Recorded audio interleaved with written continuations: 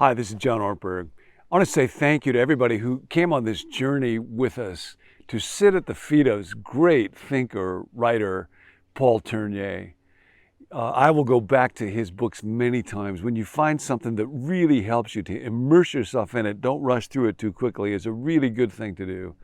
And I found especially his thoughts about what does it mean to be a person? And then how do we deal with this horrible problem of guilt? And how do we incorporate grace in our lives to be deeply life-giving? So way to go, everybody that went on that journey. Also, I want to let you know, tomorrow the team tells me that the website for becomenew.me is actually coming online. It will be available. You can go there and check it out. It is going to be like a warehouse of spiritual ideas. And the stuff that we've talked about, the content, these podcasts and so, will be available and accessible through there. If it's helpful to you, by all means go and check it out. And hopefully we'll be able to meet each other and our little community on that website.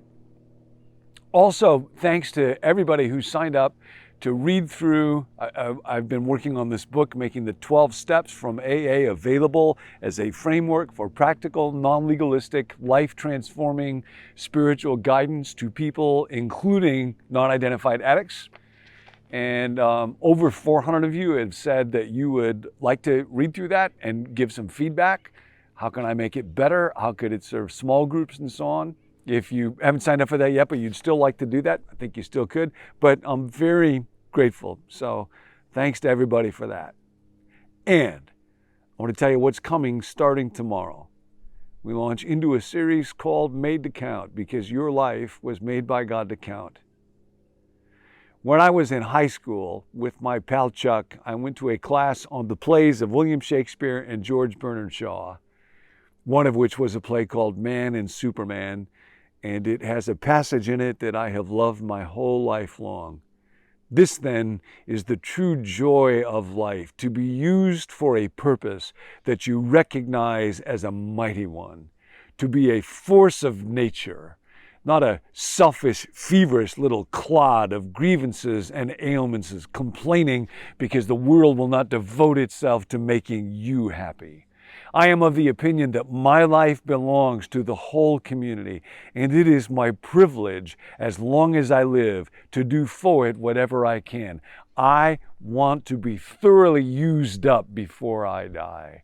For it is when I work hard that I am fully alive. I rejoice in life for its own sake. Life, for me, is not a brief candle. It is instead kind of a splendid torch, which I want to make burn as brightly as possible before I hand it off to future generations. Now, I have to say, it's hard for me to imagine any human being that has a pulse whose heart does not beat faster at those words, at those thoughts. And there's a reason for that.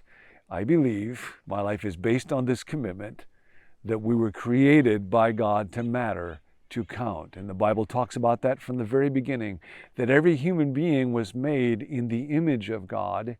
And then God gave to human beings a purpose, a mandate, a mission. God has this project that is infinitely larger than anything that we can imagine. And God says to human beings, exercise dominion. I'm giving to you a little kingdom where you are to be creative and powerful in the service of the good.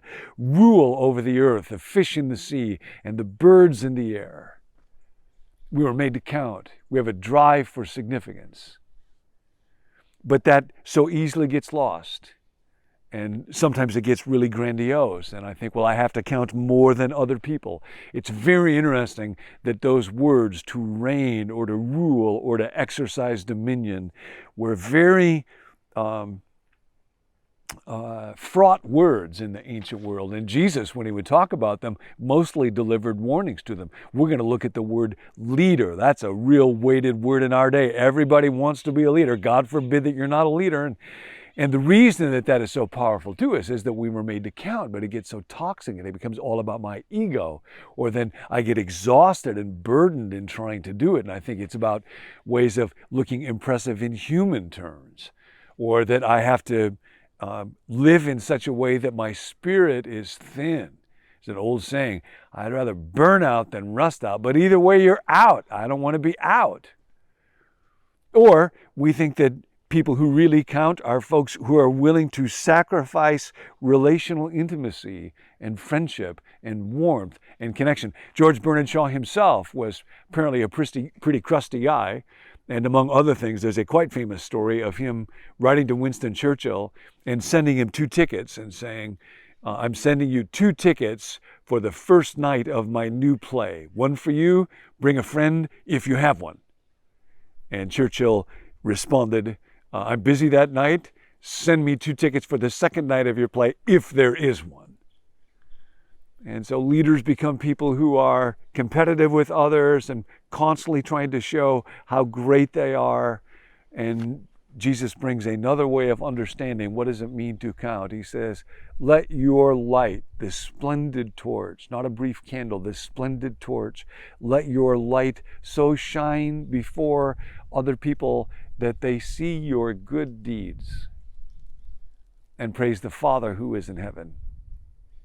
That the strength of the light of your life is not measured by the human impression or worth or size or scale of your deeds or your title or your money or your office, and yet, to be used by a purpose that you recognize as a mighty one, to become, with God's help, a force of nature is why we exist. And that's never been needed, I think, more than it is right now.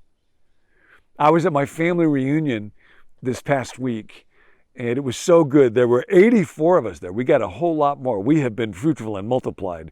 That's my mom's side of the family, the Hall side of the family. One of them there was my cousin Danny's son, Jake. And Jake, you might know him online. He's known as the manufacturing millennial.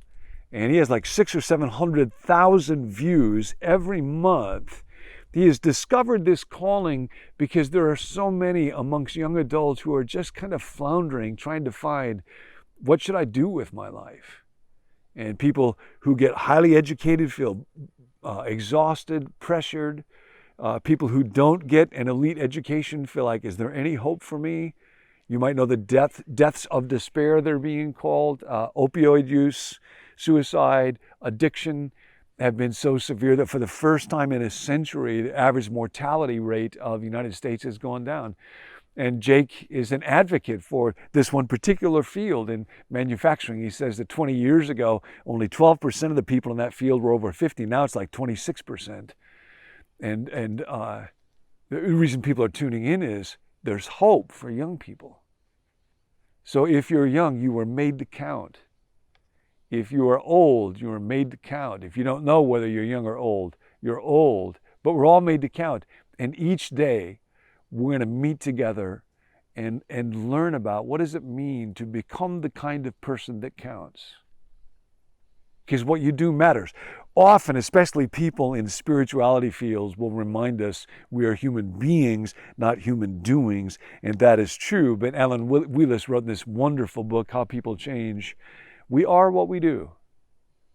Over time, the choices that we make and the habits that we form create the characters that we inhabit and the lives that we live.